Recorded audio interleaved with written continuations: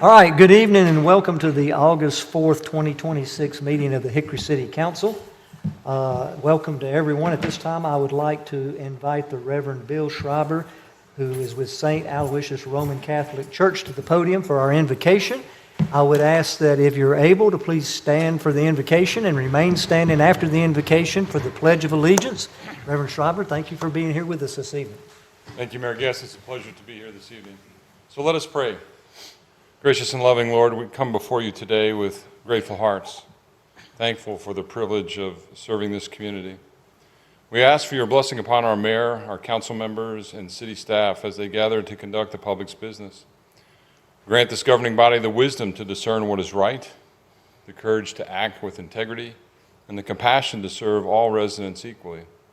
May our discussions be marked by mutual respect, open minds, and an unwavering focus on the greater good. Bless our city with peace, safety, and prosperity, and guide the decisions made tonight so that they may lead to a stronger, more united community. We ask this in your holy name. Amen. Amen. I pledge allegiance to the flag of the United States of America and to the republic for which it stands, one nation, under God, indivisible, with liberty and justice for all. I was looking for Danny. He usually comes walking in about now. All right. We have three special presentations this evening, and I'm going to kick it off with the first special presentation. At this time, I'm going to recognize the National Health Center Week for 2026. So I would like to call up the folks from the Catawba Family Health Community Resource. I believe Sybil Schneider is here, and also Ben Mace, and if there's anybody else with that group that would like to come up, they're certainly welcome to do so as well. And I'll join you at the podium. Thank you, and good evening. Yes, ma'am. Thank you, Mayor Gus, and esteemed members of the board. So we represent Catawba Health. We are part of a federally qualified health center. We operate throughout North Carolina, but we are your neighbors right over next door here in Hickory. We have primary care, as well as we operate with behavioral health, dental, chiropractic, a lot of integrated care for our community members, as well as we are in 250 North Carolina schools as behavioral health. So it's really an honor to accept this proclamation and also to serve our community as well. Well, on behalf of our entire city council, we want to welcome you and thank you for all the services that you provide.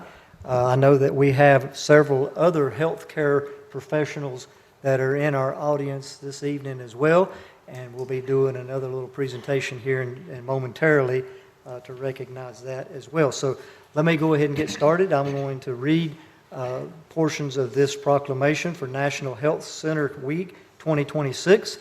It says, whereas for over 60 years, community health centers have provided high-quality, affordable, comprehensive, primary and preventive health care in our nation's communities with limited access, delivering value to and having a significant impact on America's health care system.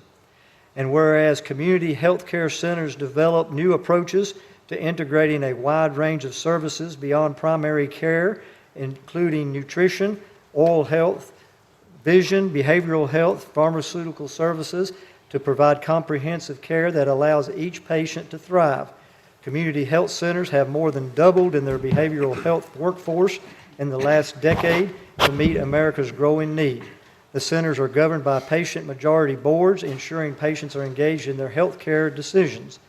And whereas the community health care center model continues to be an effective means of overcoming barriers to health care access, including geography, income and insurance status, improving health outcomes and reducing costs, community health centers are on the front lines of emergent health care crises, providing access to care for our nation's veterans, addressing the opioid epidemic, and responding to public health threats in the wake of natural disasters. Community health centers operate over 1,200 mobile units, providing care for hundreds of rural and urban communities.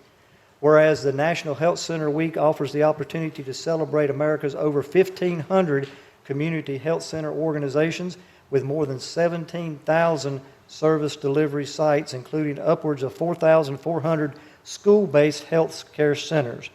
We honor their dedicated staff, board members, patients, and all of those responsible for their continued success and growth since the first community health centers opened their doors more than 60 years ago. During National Health Center Week, we celebrate the legacy of America's community health centers and their vital role in building innovative care across local communities where it matters most. Now, therefore, I, Hank Guest, Mayor of the City of Hickory, North Carolina, on behalf of the Hickory City Council, do hereby proclaim August 2nd through the 8th, 2026, as National Health Care Center Week, and I encourage all Americans to participate in this week by visiting their local health care center and celebrating the vital partnership between America's community health centers and the communities they serve. And I'll present you with that. And she'll probably want to get a picture.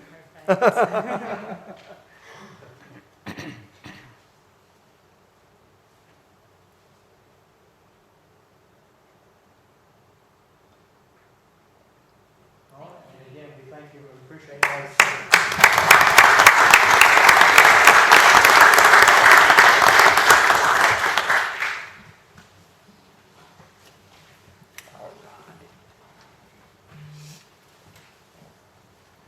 Okay, for our second presentation, I am going to call upon our Business Development Director, Mr. David Leonetti, and I'll let him introduce this one. All right.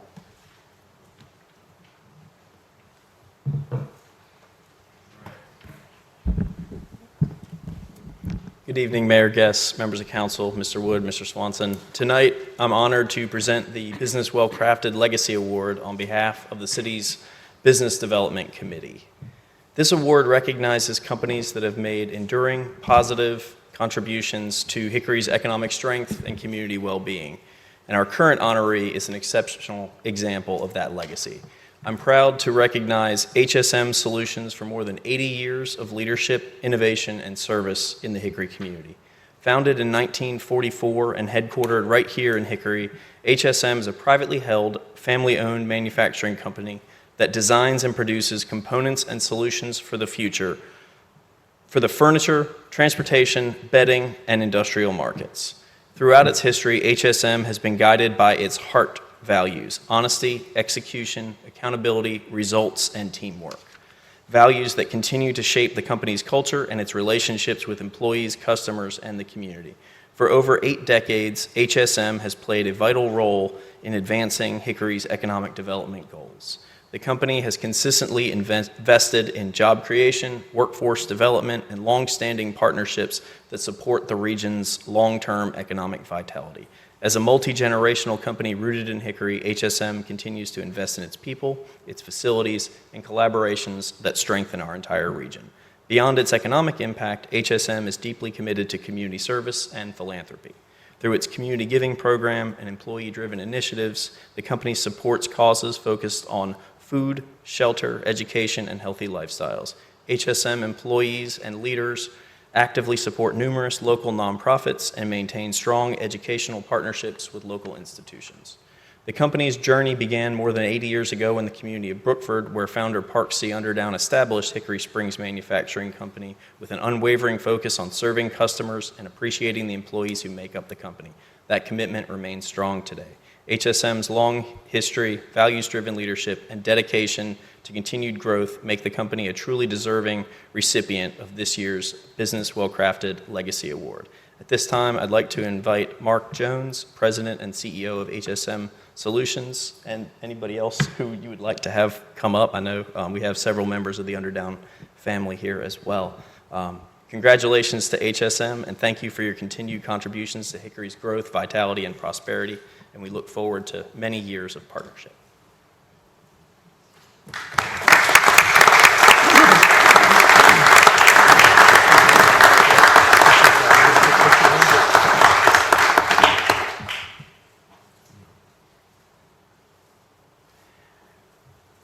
And Mark, you don't look 80.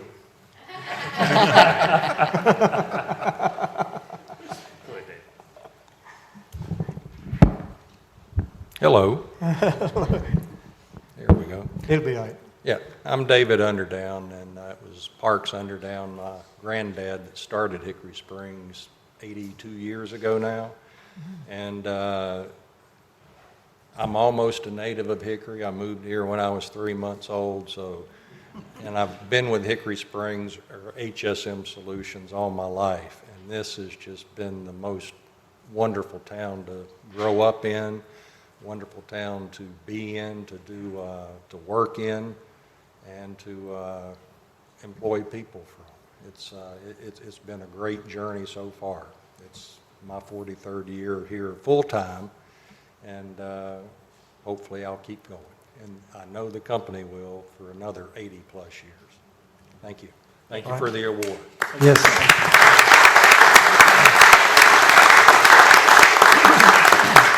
Well, we certainly want to thank the entire HSM crew and team, and thank you for your investment in our community, and we wish you much continued success in the future, and hope to be partners with you and continue our partnership and relationship, and let us know if we can help you in any way.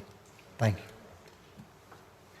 All right, this is a good night for presentations. We've got another healthcare-related presentation, so I would ask at this time if Guy Garino, he's the Chief Development Officer, and also our CEO, from Dennis Johnson from Catawba Valley Health System, if they would, they're going to tag team this, I believe. I think Guy's going to be advancing the slides. Okay.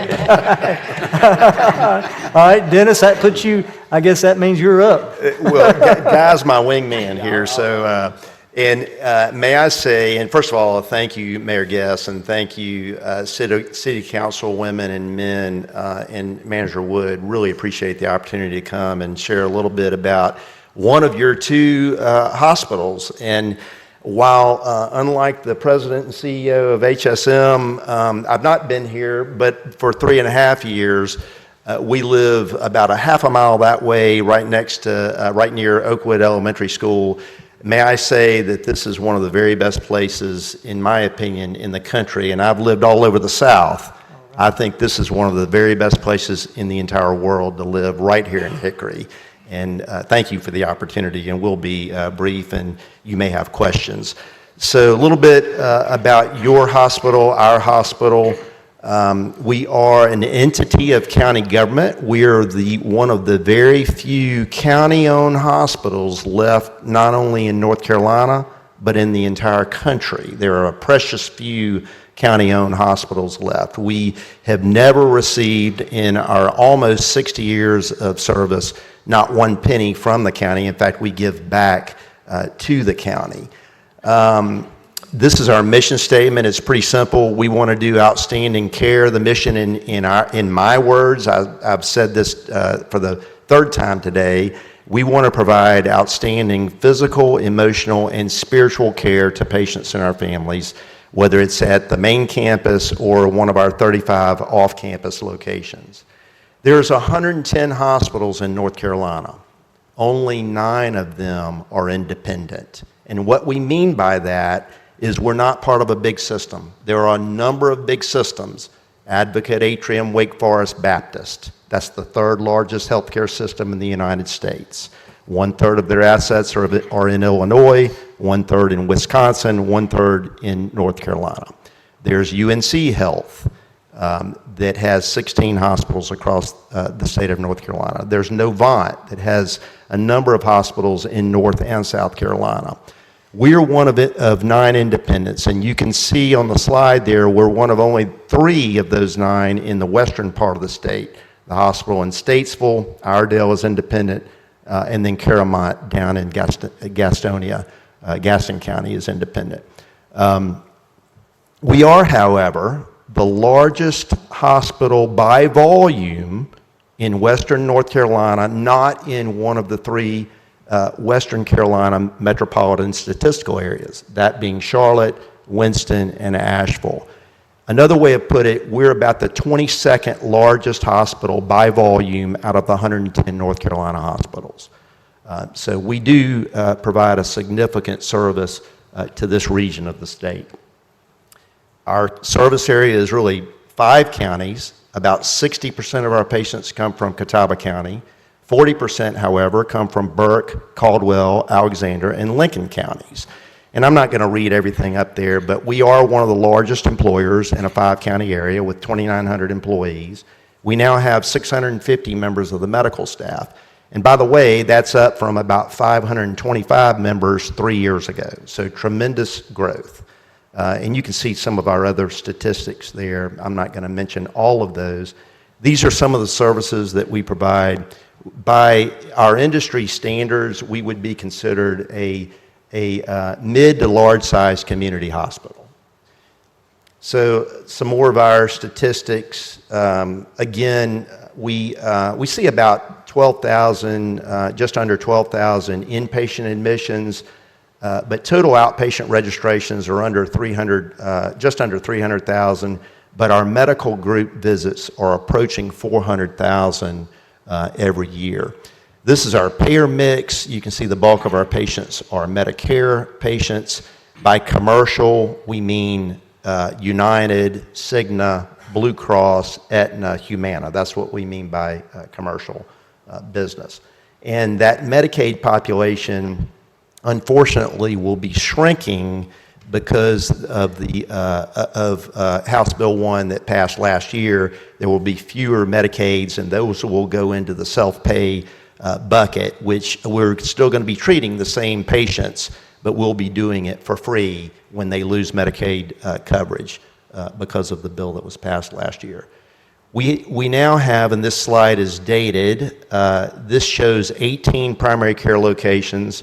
Literally, just in the last 3 weeks, we picked up Dr. DeSantis, which is just down the hill here, and his practice now makes the 19th primary care location in our network. These are our urgent care locations, and you may have heard that we did have to suspend operations at Bell Hollow last week, and that's because we're reopening Taylorsville, but we still have plans to go back into Bell Hollow, so more to come on that. We have a number of other specialty locations, and I'm not going to read all of those to you, but I will say that we are adding services in Sherrills Ford where we now have rotating specialists in addition to a busy primary care practice and an urgent care at Sherrills Ford. And we're planning to do the same thing up in Lenoir where we now have in addition to a vascular surgery practice, we now have a family medicine practice in Lenoir. You may or may not know that some of these locations you know about, you may or may not know that we operate the Student Health Center at Lenoir-Rhyne University. And then we have clinics actually inside of the County Government Center in Newton. These are our medical group encounters, and you can see just tremendous growth there. We have recruited north of 100 physicians in the last 3 years. And with every physician that is employed or added to our medical group, we're adding about 2 to 3 other support personnel. The majority of these physicians live in Hickory or surrounding areas, and they're purchasing services in Hickory. They're eating at our restaurants, just like my wife and I do. In fact, some of you I see on a regular basis at Notions or one of the downtown restaurants that we enjoy going to. So we're having a significant impact on economic development, not just for Hickory, but for the entire county and region.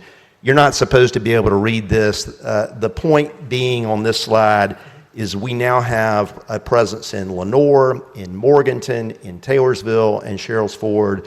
We are trying to build out in those outlying counties where 40% of our patients come from.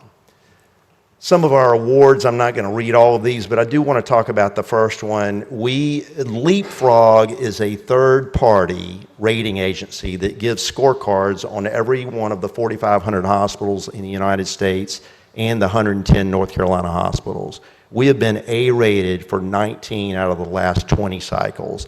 That right there, that single accomplishment puts us in the top 8% of all hospitals nationwide, and we're the only A-rated hospital in the Unifor. We're top quartile on patient, employee, and physician satisfaction. We're proud of that. These are some of our upgrades and innovations over the past 2 years. We have a new heart center. We just opened a second cath lab last week. We have a newly renovated emergency department. Our ER is the 22nd largest ER out of 110 North Carolina hospitals. We're in the process of building a second C-section room, and we deliver about 2,300 babies a year. We have the only level 3 nursery in Western North Carolina, not in Charlotte, Winston, or Asheville. And then we have 3 robotic surgery capabilities within our OR. So I've heard it said in the 3.5 years that I've been here that Catawba is high touch, but perhaps we're not high tech. I submit to you we are very high tech, in addition to being high touch. These are some of our construction projects. As you've already heard me say, we just added a family medicine practice in Lenoir that's right next to our vascular surgery practice. We will be moving the GI group. They're in a building, a medical office building across the street from Fry. They will be moving into a building across the street from Greystone I. That will happen this fall, and that will enable us to recruit more GI physicians because we need them. We have 9 now, we need about 15, and they're going to go from 3 endo suites in the practice to 6, and that will enable us to grow. Let me drop down to the last bullet point. Right next to the GI group, we'll be moving our general surgery group, and that will enable us to grow because we need more general surgeons. And then moving back up to Taylorsville, we're going to be reopening urgent care in Taylorsville later on this month. And last, and I'm sure you're anxious to hear more about this, and while we were not going to go into a lot of detail today on the Tate and LR property, otherwise known as I call it, the kudzu farm, we do have big plans for that site, and it is our intention, Mayor, to come back to this body and share more details around that.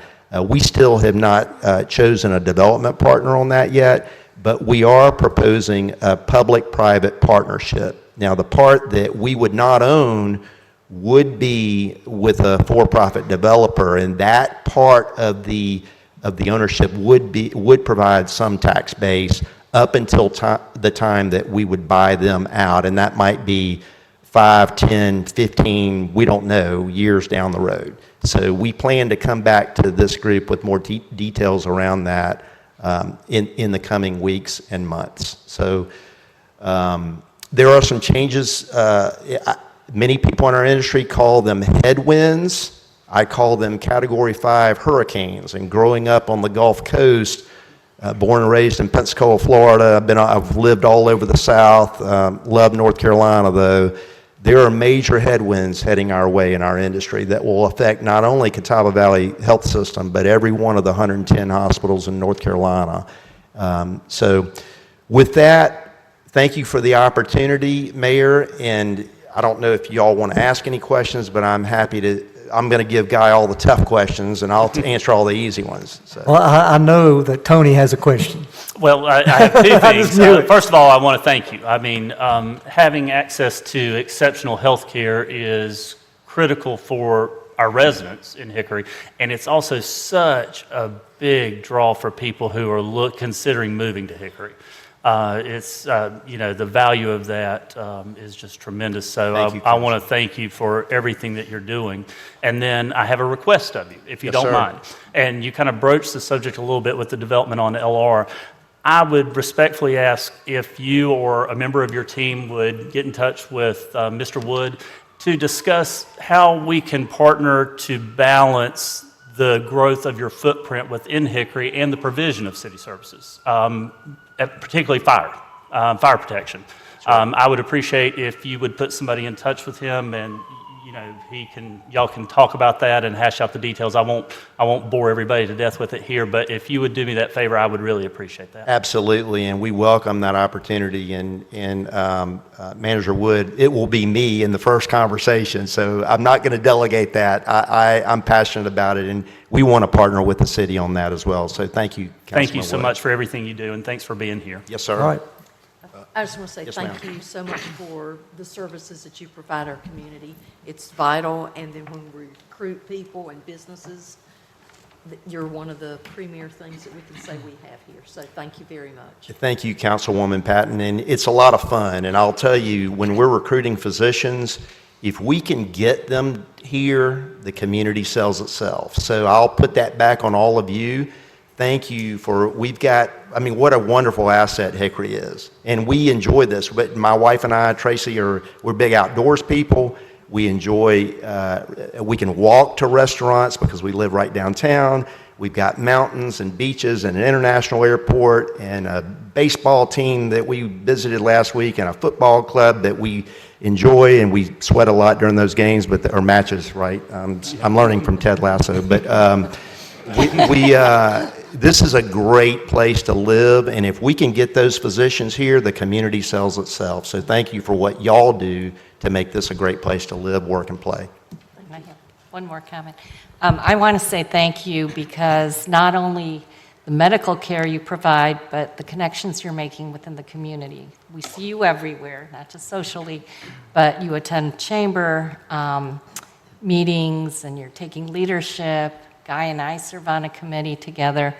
It's been great to have that partnership, and that's part of what strengthens what we have in this community. And it is reminiscent. I came a little over 30 years ago.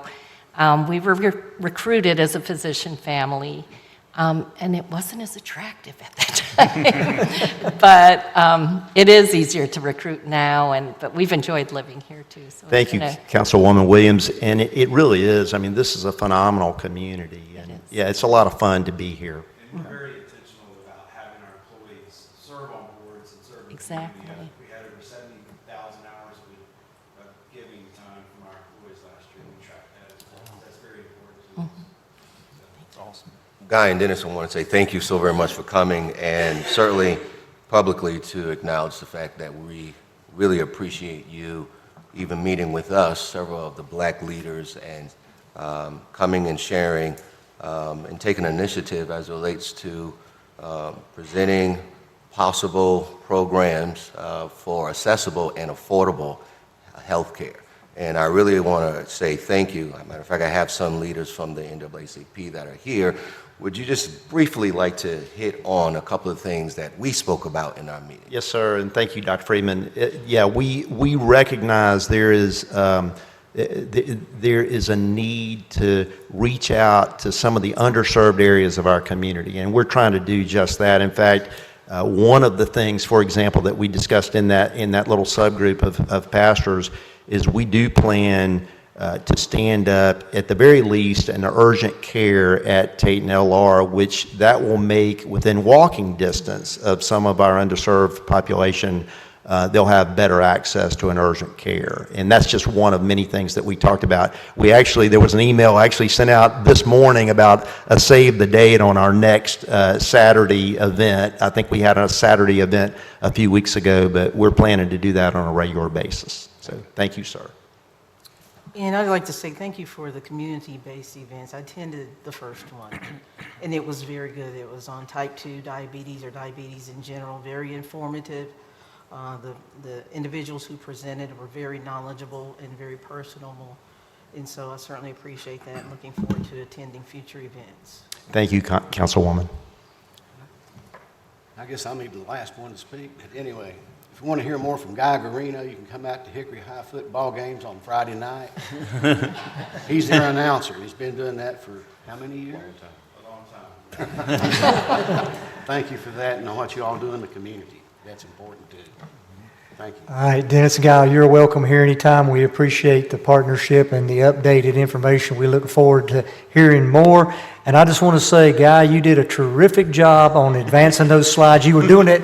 I don't know how you did it, because I mean it looked like it was effortlessly. Telepathic. I just don't know how you did it. But thank you. Y'all are welcome here anytime. Thank you all.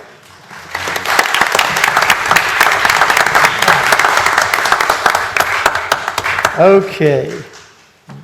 We'll save the next special presentation for our next meeting. I don't know what it might be. All right, next up is persons requesting to be heard. I don't know that anyone signed up. It's not necessary for you to sign up, but we do provide a sheet for you to sign up as you come in the door for future reference if you're interested in doing that. So at this time, I'll ask if there's anyone present in the audience that would like to address the council this evening.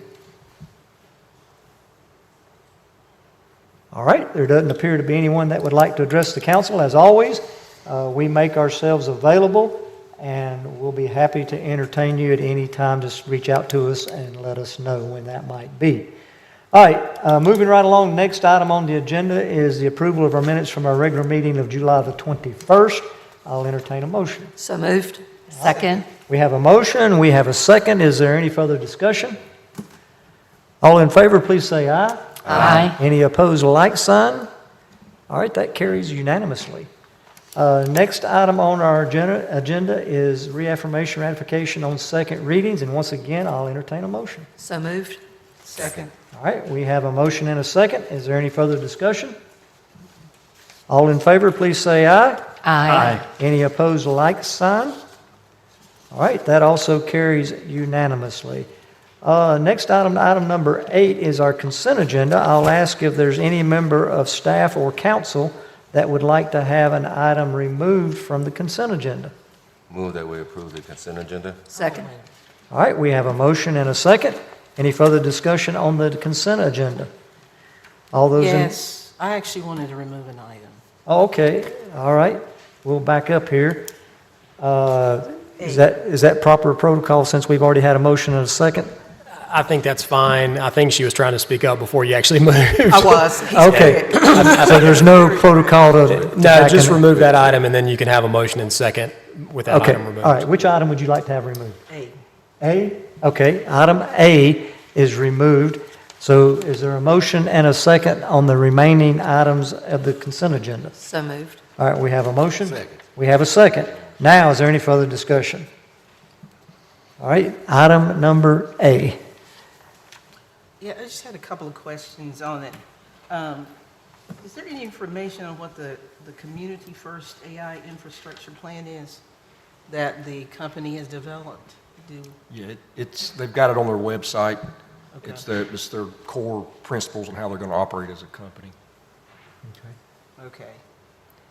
Is that the only? No. Okay, I'm sorry. Actually, no. Okay. And does the cancellation or termination of this agreement have any impact on permitting and building requirements for any infrastructure?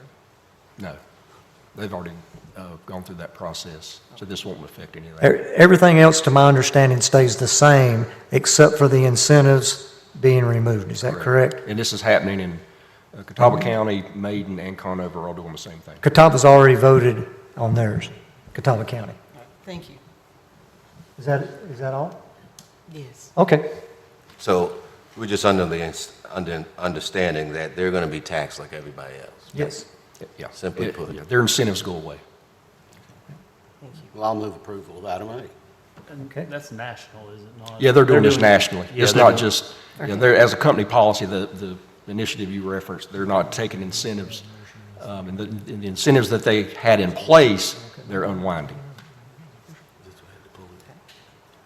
So we still have to prove that. Okay, is there any other, before we, item A, we're just doing item A now. We've already approved the other ones. Right. I move approval of item A. Okay, Second. we have a motion and a second. Any further discussion concerning item A? All right. Oh, we didn't, okay, we skipped over that. Okay. The excluding item A, we need a vote. All those in favor say aye. Aye. Any opposed, like sign? All right. All the ones except for item A were passed. Okay, now we're back to item A, and we have a motion and a second. Is there any further discussion? All in favor of item A? Aye. Aye. Okay, anybody opposed? All right, item A carries unanimously, as well as the entire consent agenda. All right, next item on the agenda, I got behind here, is our public hearing. To introduce our one and only public hearing this evening, I'll turn it over to our city manager, Mr. Warren Wood.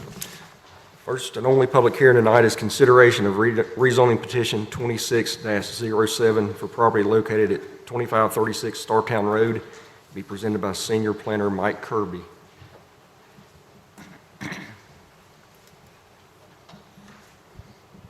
Thank you, Mr. Mayor, members of the council, Mr. Wood, and Mr. Swanson. This is rezoning petition 26-07. The property owners are Matthew T. Varney and Yer Varney. The applicant is going to be Piedmont Companies, LLC. The location of the property is going to be at 2536 Startown Road. Current zoning is medium-density residential R2. Property size is 10.91 acres. The applicants are requesting to rezone the property to a planned development. This map, as you see, this is our Hickory by Choice future land use plan.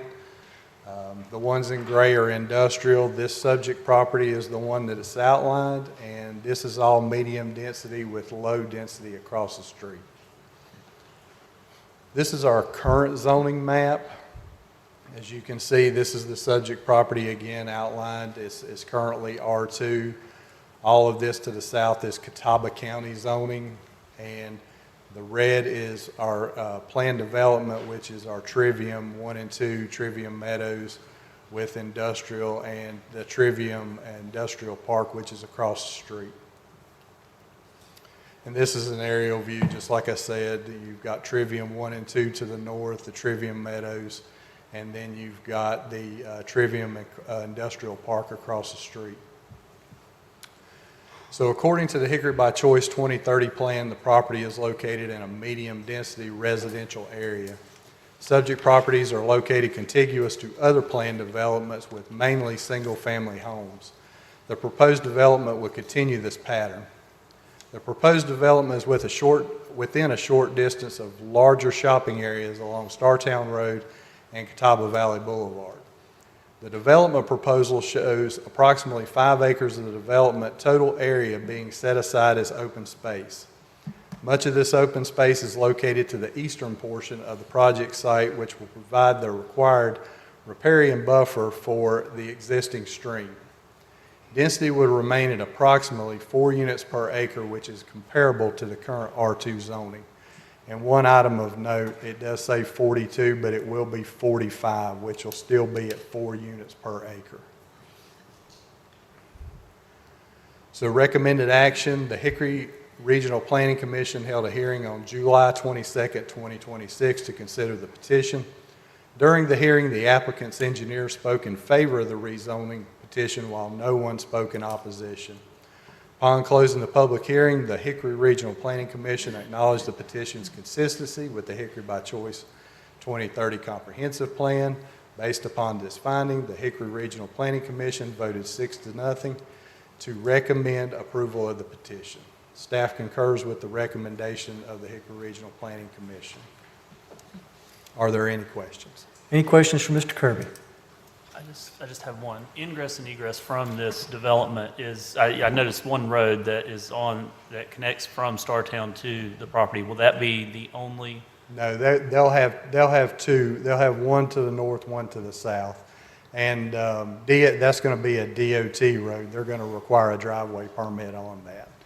But they did say they would not require any turn lanes on that one. Okay, very good. Thank you. Yeah, like I said, it's basically the same density as an R2. They just want to push everything to the front because that stream runs along the backside and you've got topography issues as well.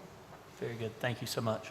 You're welcome. Any other questions? Now, usually in the report, it's mentioned in what ward it falls in. So would this be in Councilman? Yes, Haynes' Councilman Seaver's ward. Like I said, it's connecting to basically it's going to be an extension of the existing Trivium residential developments along Startown Road. And plan development gives us more control over what's actually going in.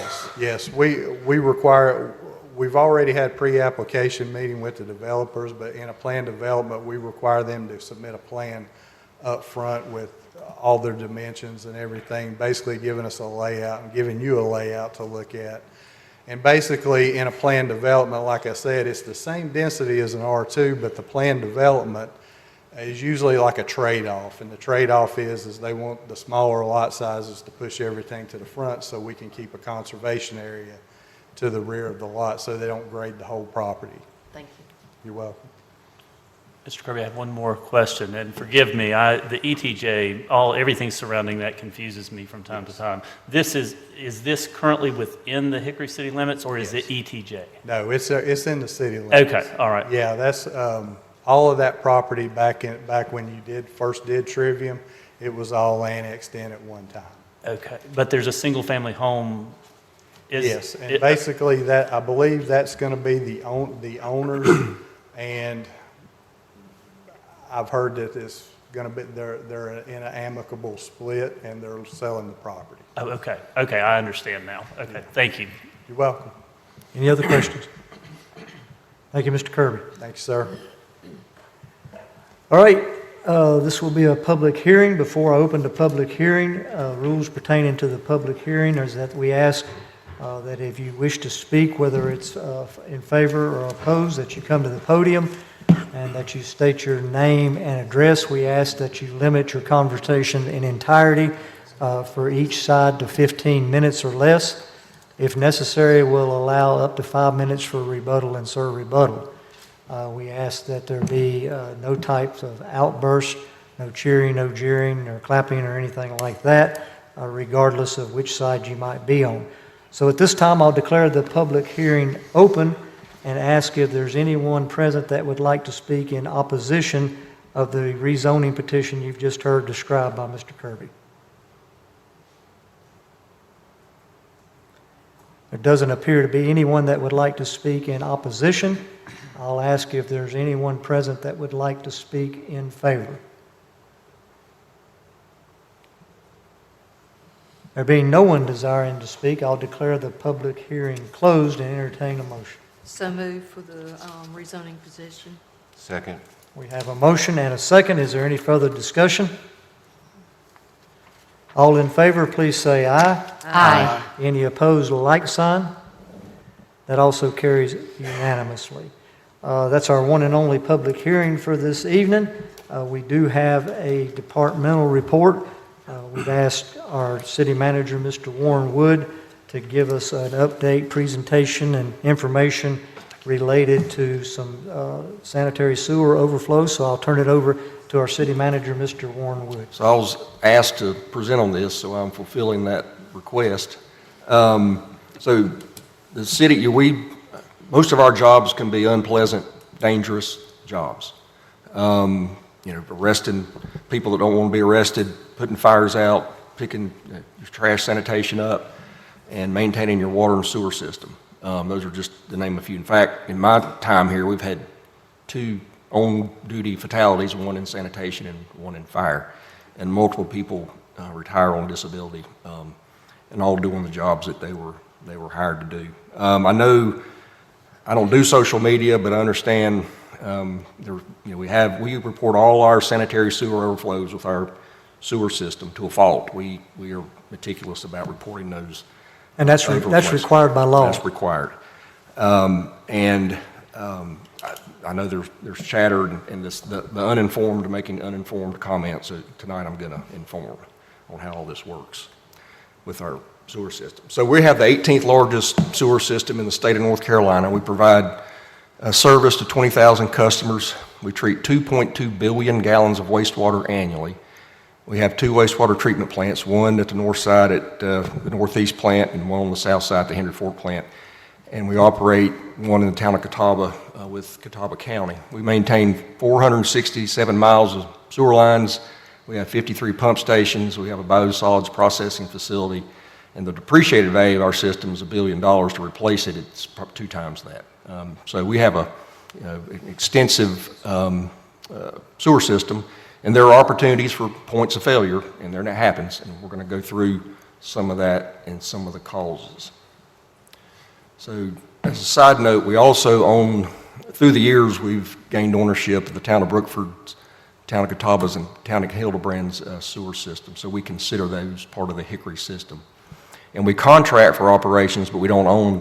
Catawba County has a sewer system in the southeast part of the county, Alexander County has one. We have a partial contract with the City of Claremont. What I'm going to talk about tonight with our sewer spills don't relate to those last three, because those aren't our systems. We do the reporting for those when spills occur, but those aren't our system. I'm going to just focus on Hickory-owned sewer system.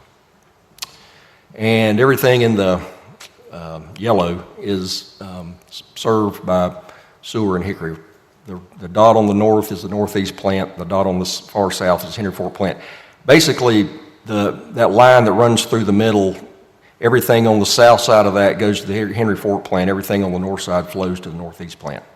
So that's pretty much how the sewer flows in town. So going back 4 years, for Hickory specific flow, we've had 65 spills the last 4 years, and a total of 160,000 gallons. So the average per year spill is 40,000 gallons. The average spill itself is about 2,500 gallons. Most of those spills are smaller. Of the 65, 48 are less than 1,000 gallons, and the rest are 1,000 up. And 4 of the bigger ones you can see in that 10,000 to 30,000 gallon range. So Bank of America Stadium can hold 327 million gallons of water. Annually, we treat enough wastewater to fill that up 7 times. So that's how much wastewater we're treating on an annual basis. And here's how much we're losing. So 40,000 a year. So if we're filling up the Bank of America Stadium 7 times, and we're losing on average 40,000 gallons a year, I didn't do the percentage on that. Our goal is 0 loss.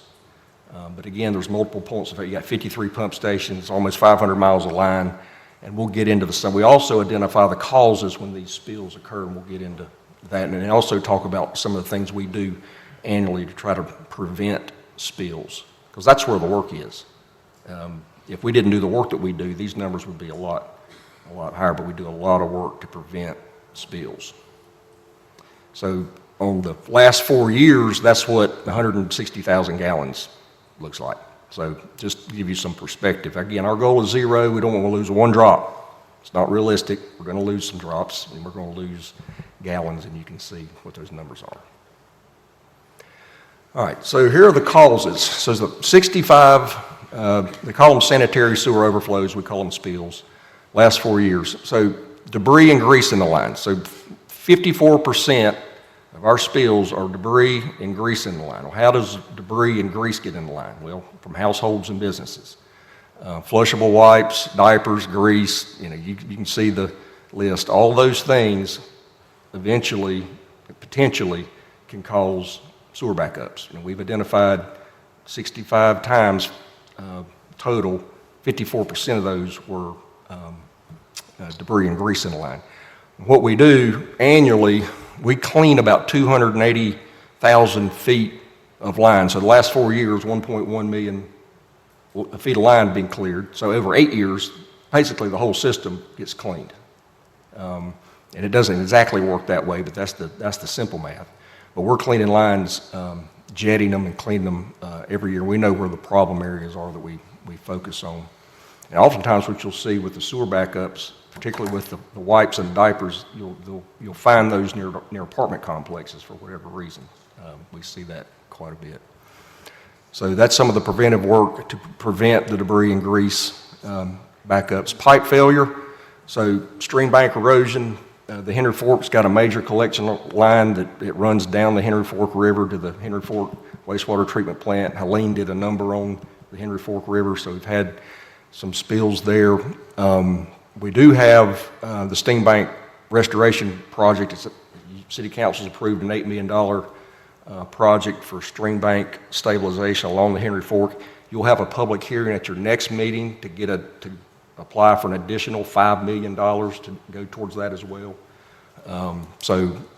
We've identified that as a major issue, and we're taking steps to address it. Pump station failure. So we inspect, our staff, utility staff, inspects pump stations every week, and they have electronic remote monitoring to let you know when something's gone sideways, and we need to get out there and find out what it is. But those are inspected weekly. That's where you may potentially have some of your bigger spills because there's so much flow that goes through those pump stations. Because the flow's coming down the hill to the pump station's pumping it back over the ridge to get to the plant. So there's a lot of flow that goes through those. Roots in the line, that's a major problem. Although we've had 3 in the last 4 years, we've also done a lot of work. We know where the problem areas are, so we do an average of 25,000 feet of root treatment in lines every year. So that's over 100,000 feet last 4 years. And also vegetation on top of sewer lines in the easements, the sewer easements. We work on keeping those clean to prevent things growing up and roots growing in the line. So we did 41,000 feet of that in the last, on average, each year, and 166,000 over the last 4 years. So there's a lot of preventive work that goes into preventing these spills. I think some people think our system just runs itself, and then when a spill happens, that's not how it works. We're doing a lot of preventive work on trying to mitigate these things. This one's a tough one. The severe natural conditions, I mean, when you get, you may get 10 inches of rain in whatever time. I mean, the sewer lines are only built to manage an X number of gallons, and if it reaches its capacity, it's going to come out at a manhole. And those are, even though it's diluted with all the rain, it's still a spill, and we still report the gallons. Even if it's rainwater, it's reported. So we've had 5 of those the last 4 years. So here's a little public service announcement for people. Hope you're paying attention. So don't flush these items down your sink is not your garbage can. So, and I'm gonna keep it real here in a minute with my next slide. But these things do not go down your sink, your kitchen, your toilet. They don't. That's not what it's designed for. So the 4 P's: pee, poo, paper, toilet paper, and water to push it along. So there's your 4 P's. That's what goes into the sewer. That's what a sewer system's designed to treat, not all this other stuff. I can't keep it any simpler than that. So, and that's, if you remember, over half of our spills, we really don't have any control over other than, public education. But those other items do not go down your toilet or your sink. And grease and food waste buildup in sewer lines is a big cause of the backups. And we recommend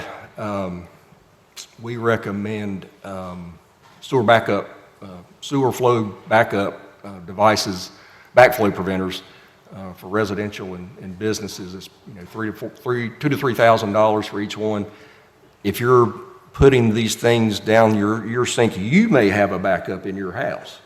But if you have a backflow preventer in and there's a sewer backup, it won't come into your house. It'll come out. It's going to come out somewhere, but it won't come out in your house. The good news is grease traps required for restaurants in North Carolina, and and we inspect those. We have a program where we make sure that those are functioning properly. And we're also on the infrastructure side to mitigate these spills. We've had issues at our Snow Creek pump station along Snow Creek with flooding that has caused spills. Falling Creek pump station near the Henry Fork plant. I mentioned the Henry Fork Steam Bank restoration project. Snow Creek also has another project, Snow Creek Force Main, as well as the Cloninger Mill gravity replacement line. So that's a major line replacement. And AMI is going to help us too. All right, automated meter infrastructure. It'll send radio signals. It works on the water side primarily, but you can also use it on the sewer side to measure flow, to see where, if there's not flow, then you know there's a backup upstream somewhere, or if you know it's going to reach the point of capacity, you're going to have a problem. So that AMI system will be utilized, and that was a $10 million investment. And they just started a couple weeks ago. They're ramping up, installing those. And then in addition to all the other things I talked about, we have an annual routine repair and replacement budget, about just over $1 million a year, replacing sewer line breaks and stretches of line that we know need to be replaced. This is a good example. So the most recent backup sewer line overflow we had was at this location. That's that road on the left-hand side is 127 coming through Brookford going south towards Mountain View. So that's the Henry Fork River. We had previously identified the whole section of, this is just one map of the whole river that we've got sewer line that goes down. This section is a problem area, and that's where the sewer overflow happened. Well, we've got the $8 million project we're actually in this section, we're replacing all that line. So that will hopefully solve that problem. But again, Hurricane Helene did a number on the riverbanks along the Henry Fork, and we've got large sewer lines, collection lines that go down through there that feed the plant. So you don't want that failing, and it has in the past.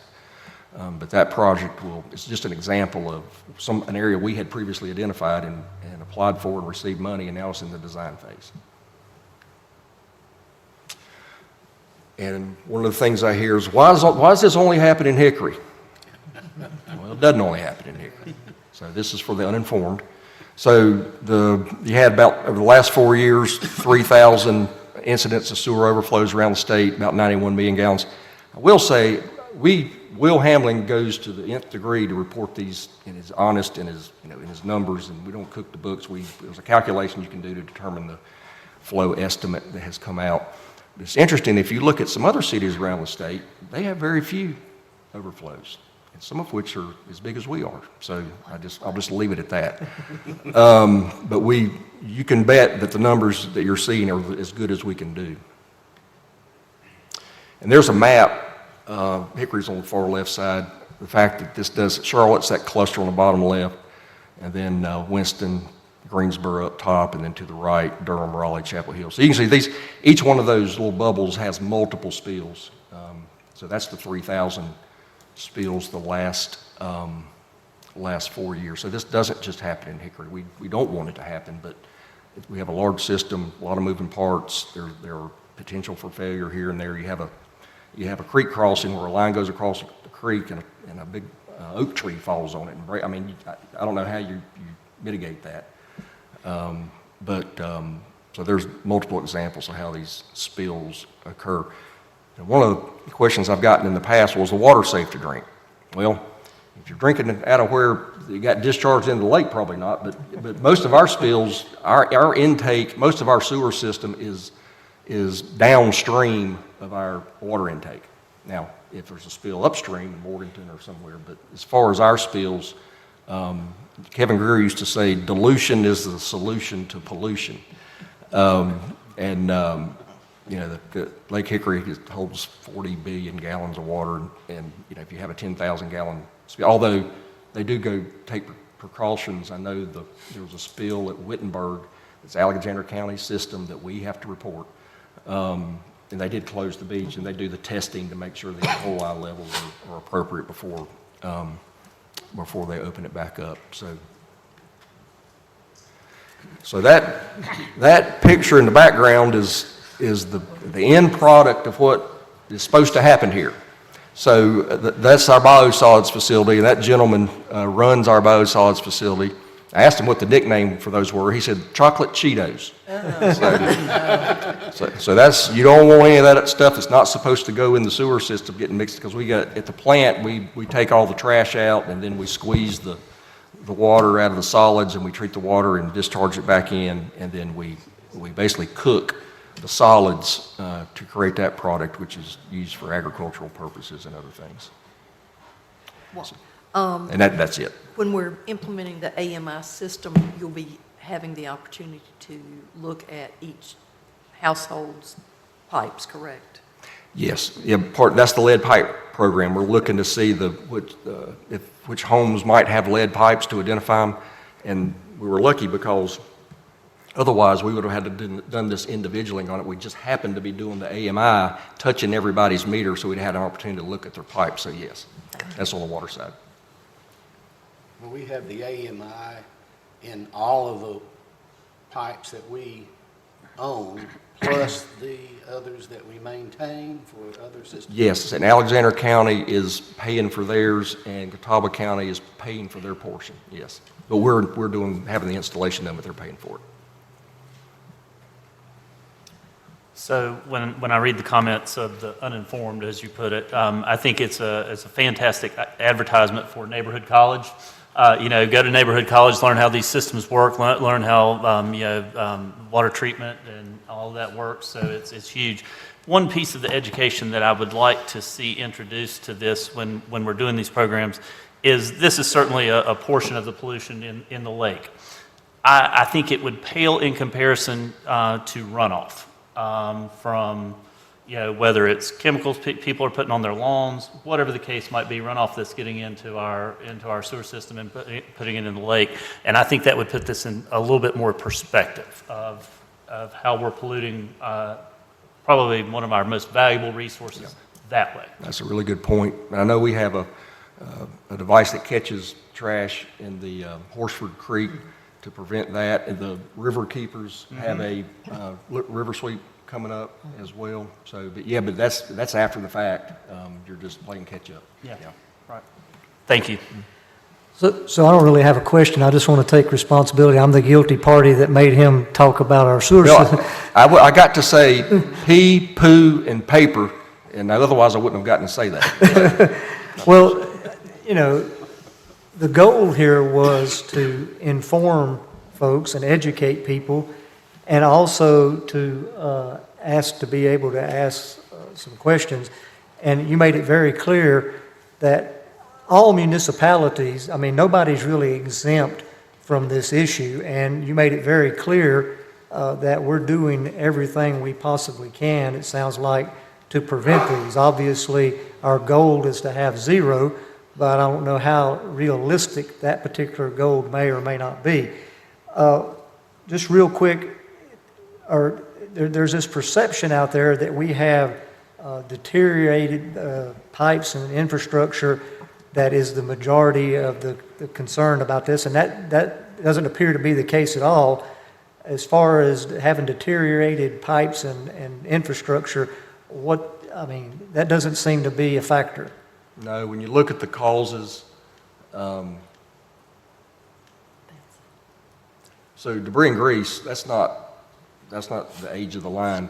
The pipe failure could be some of that, but we still have some line that's terracotta pipe.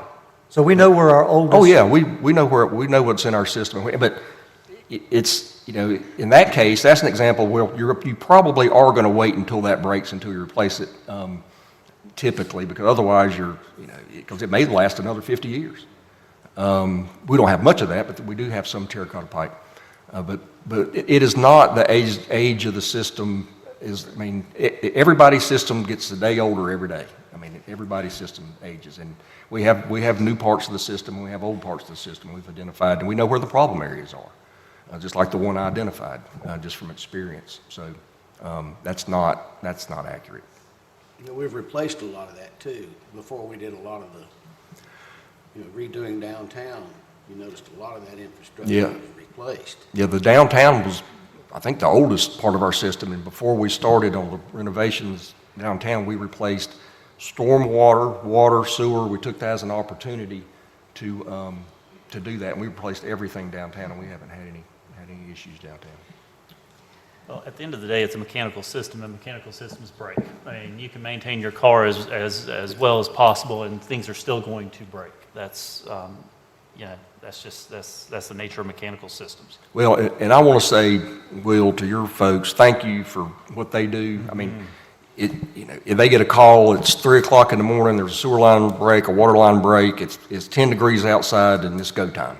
And we're tucked away in our beds, all cozy. These guys are out, they're coming to work during the day, and then that night and nights after, they may get called out, and they show up, and they keep it going.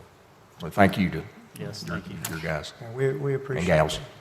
Just one last comment. I think this is great. In some ways, I feel like you're preaching to the choir in terms of the audience here. Is there any way we can get some of this out on our website or? That's up to Hickory Daily Record. I'll have you do it. I'll be interested to see how they frame this. The 3 Ps, you can do an infomercial. In press. No, so much of it too is Education for the general public to know what they shouldn't be doing, and the extenuating circumstances that are beyond our control. So We could do even, not the full presentation, but some of it. That would Maybe be put helpful. something in the snippets, just your 3 Ps and. Well, yeah, and it's, I mean, Yeah, this What- this would be what- good, website. and water to push it through. Yeah. Yeah, but I mean, Well, to be honest, we're trying to inform people and be informative who really don't want to be informed. So we really wasted our time. The fact of the matter I is, know. Speaking of waste, fact of the matter is, we try to do our best. I know it should be a reminder, if we got to deal with pee, poo, and paper, this is not heaven, but we're doing a great job, I believe. Yeah. That's my take on it. Another thing is the scale, and I don't mean to minimize the spills that we have, but the scale, you got 2.2 billion, and you got 160,000 gallons over the last 4 years. You know, it's not perfect, but it's pretty good. And we have to report every single spill. At certain levels, you have to do a press release and all that, but we make a record of all of them. and a large portion of that, is it not when we have a big rain event? Some of the big rain events will cause it. Well, the other thing, though, we're talking about the uninformed, but we're also competing against businesses, commercials, products which say flushable wipes, stuff that's biodegradable. And so we're competing against that. People hear and see those commercials day in and day out. They see it on the packaging. And so, because I remember having conversations with the late Kevin Greer, and I was like, yeah, those flushable wipes, and he was just like, no. I said, but they said they're flushable. No, don't put those down there. So we're competing also against that. In that industry, they have a lot of money to promote and push those products, and people believe it. And the other thing is your garbage disposal. Well, your sink is not for garbage. It's like you're fighting that battle left and right and trying to get it messaged right. But when you look at the numbers, we know what the causes are.